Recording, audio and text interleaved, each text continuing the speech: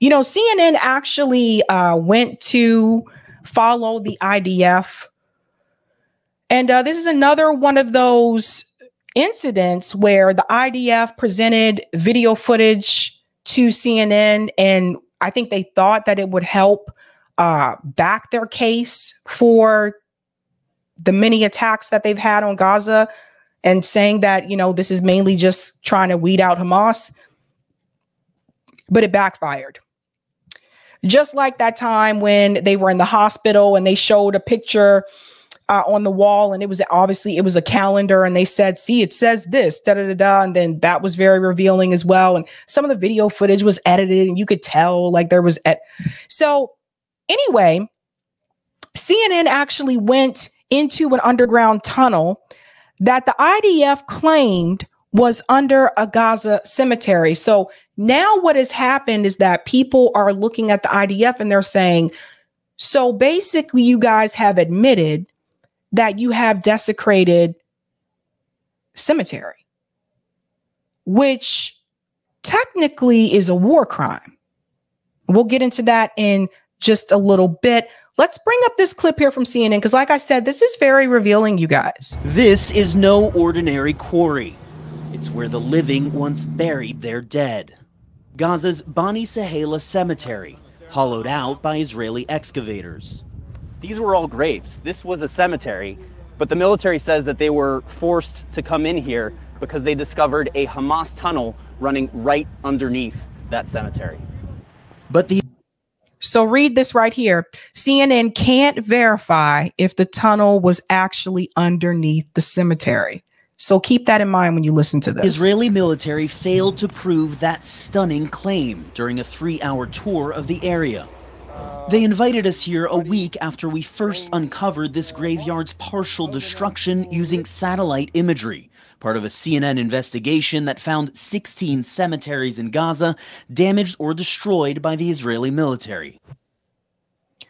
So they're saying 16 cemeteries in Gaza were destroyed by the IDF. Again, technically that is a war crime.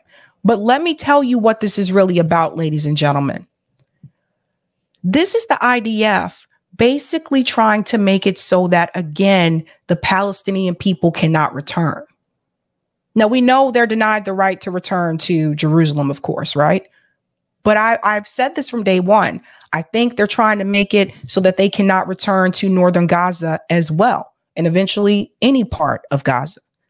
If they've basically dug up all the cemeteries, so now you have, you know, dead bodies just kind of around.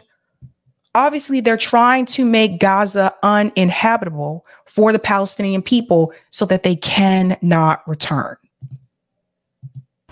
This whole area here is a military compound. From the mosque over there, underneath the graveyard, all the way down north and south. My forces, at the beginning, we tried to flank this area, were fired from this area again and again and again. We couldn't understand why. So that's how you determined that there was a tunnel here, because you were being fired upon? Yes, sir. Our journey to investigate the Israeli military's claims begins in the rubble of what they say was a residential building. Even just standing at the mouth of this tunnel, you can feel the humidity just like emanating here. And this is the way that we go in to what they say is an extensive tunnel system in Bani Sahela. We descend into a dark, seemingly endless labyrinth. There's just tight spaces like this in certain parts of this tunnel. But then you get here and you have full headspace pretty much. All throughout it, you can see that there's electricity, there's telecommunications. The Israeli military says that this tunnel system actually leads to a Hamas command center, which they say was used by Hamas fighters to coordinate their attacks. Okay, but do they have any proof of that? No, they don't.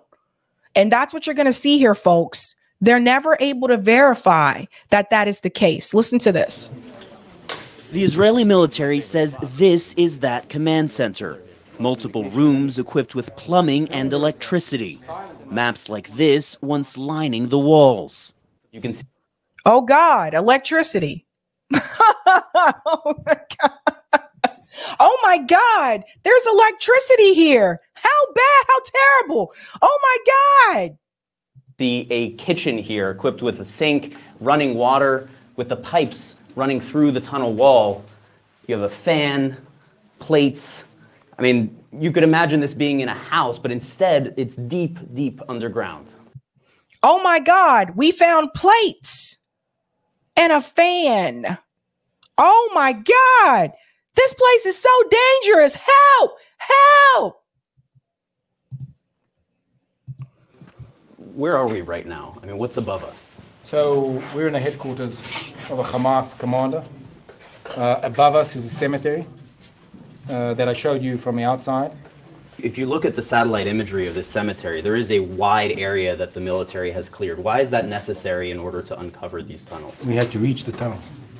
We had to reach the tunnels. We had to uncover the tunnels. We had to prevent from the enemy to flank us. They have no proof. Again, I will say this again. They have no proof that that is the case. I can come to you and I can say this room over here was used as a command center. But if I see in the room plates and fan, electricity, where's my proof that that was the case? We always have to go back to evidence, guys.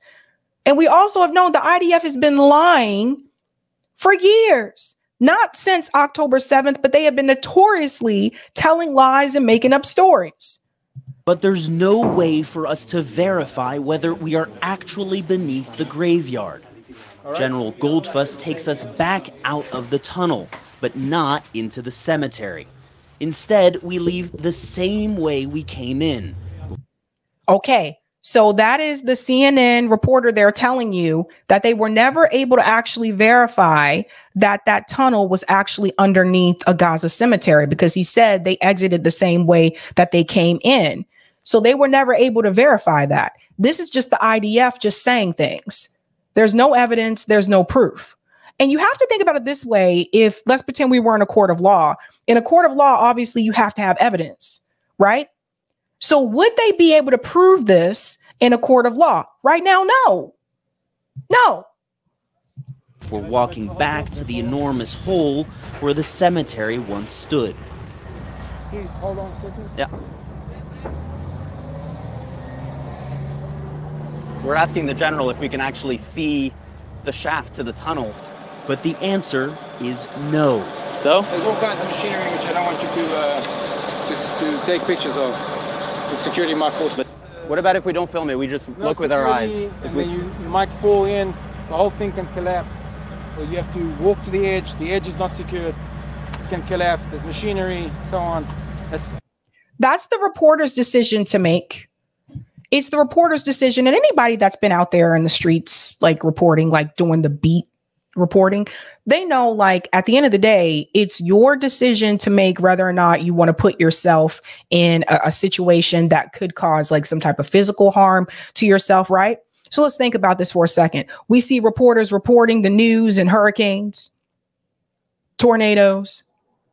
Oh, John, it's really windy out here, and they're saying that these wind speeds are supposed to pick up to like 80 to 100 miles per hour. I'm trying to keep my feet planted, but it's getting really hard out of, oh, John, I'm being blown away. We've seen reporters in great like disaster like situations, right? Now all of a sudden they're telling the reporter, well, no, you can't go over there and take a picture of it because it's not stable and it could collapse or you could fall away. You let the reporter determine whether or not they actually want to put themselves in that position, unless you're lying and there's nothing to show them. It's not something I'm going to take a risk on. Sorry. The Israeli military later provided this drone footage showing the tunnel shaft we entered and another one nearby. CNN geolocated the footage using this satellite image. This outline shows where the cemetery once stood, and these are the two tunnel entrances clearly outside the graveyard. See? Two tunnel entrances. There's one here, and there's one here, and then here's the cemetery. So the tunnels were not under the cemetery. They did that Because again, like I said, they're trying to make Gaza uninhabitable so the people cannot return back. That's what this is really about. And they even went a little bit further here. In this article, it says Israel claims a tunnel ran through this Gaza cemetery it destroyed. A visit to the site raised more questions than answers. So again, like the IDF exposed themselves here. And I'm actually going to start with this piece right here. Israeli commanders failed to prove their claim during a 3-hour visit to the Bani Sahila cemetery and the surrounding area. On Saturday, the IDF took CNN into a tunnel near the Bani Sahila cemetery and into an underground command center that the military said was below the cemetery. However, IDF commanders declined to show reporters the tunnel shaft they said emerged inside the cemetery, claiming there was sensitive machinery underground and that the structure was unstable. The whole thing can collapse. That was the guy's statement there. A spokesman for the IDF said they would provide video of the tunnel shaft in the enormous hole, but never did. Oh, they never provided that video footage. I wonder why. Instead of the IDF provided drone footage that showed 2 other tunnel entrances, one of which CNN entered near the cemetery. CNN geolocated the tunnel entrances using footage filmed on the ground as well as satellite imagery and found that neither was in the cemetery grounds. The Israeli military stood by its claims, insisting in a press release that the tunnel ran directly through the religious site. But that press release also undermined Goldfuss's claim that the underground command center was directly below the cemetery. A map released by the military placed the command center outside of the graveyard. Goldfuss also told CNN that his troops repeatedly came under fire from the area of the cemetery. He said, "My forces at the beginning, we tried to flank this area. We were fired from this area again and again. They couldn't understand why. Once we found the military compound underneath the graveyard, we took all the measures to attack that compound." You mean the same compound where they found plates and a fan? Now listen to this part. I want to get to this piece here. The IDF has also damaged at least 1 cemetery and disturbed bodies in its search for hostages, with a previous CNN investigation earlier this month finding bodies removed from grave sites. So that right there in itself is a problem. Removing the bodies from the graves. And I'll tell you why it's a problem. It goes on to say here, medical staff at Kamal Hospital in northern Gaza have also alleged that Israeli soldiers used bulldozers to dig up bodies buried in the hospital's courtyard after concluding a raid in the hospital. According to international law, I want to highlight this part right here. An intentional attack on a cemetery could amount to a war crime, except under very limited circumstances relating to that site becoming a military objective. So basically, let me tell you what's happening here, folks. What we've been seeing all along, Israel is committing war crimes. This isn't the first one. There have been many. And the representatives that have had interviews on mainstream media have been lying through their teeth. Obviously, they're not going to come on air and say, yes, we have been committing war crimes. Of course not. They're going to lie and defend their objective. But we all know what's happening here. Gaza has pretty much been demolished. And so when Kamala Harris made that statement and says Gaza will have to be rebuilt, by who? So she puts the pressure on the surrounding countries. The surrounding countries are going to have to help rebuild. Why is it their fault? Israel is responsible here.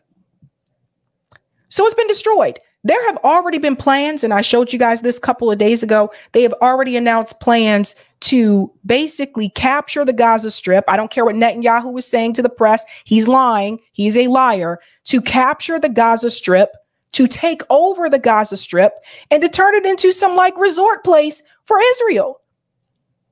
They don't want them to return. That's why they're bombing the hell out of it. Now you tell me this, you've killed over 25,000 people in Gaza. You still haven't captured Hamas.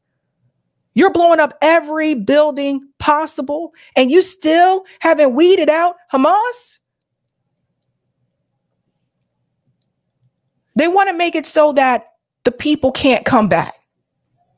And I think we all realize this. One more piece here. We go down to the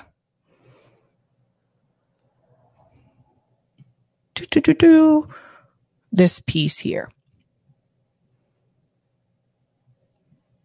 Okay.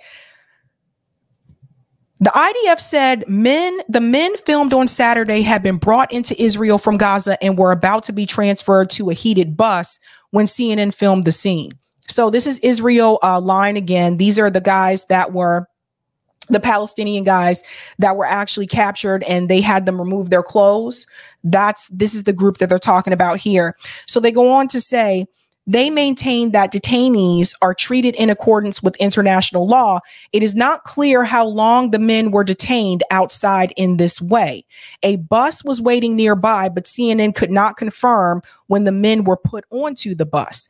As an Israeli soldier at the scene ordered CNN to leave the premises within minutes. So again, whenever digging for more information, they're told you can't take pictures of this site because it could be unsafe. And in this particular example, they were told to leave the premises because they don't want mainstream media to see what they're really doing. They didn't want anyone to see, they didn't want us to see what they were doing. This is why they were attacking journalists in Gaza, because the story was getting out about who Israel really was and what they were really all about and how they were treating the Palestinian people. This is why they tried to kill all the journalists, over 100. They bombed all the hospitals so that the Palestinian people could not have the electricity that they need to perform operations. They don't have anesthesia that they need. So people have basically, they've been trying to operate on people without anesthesia.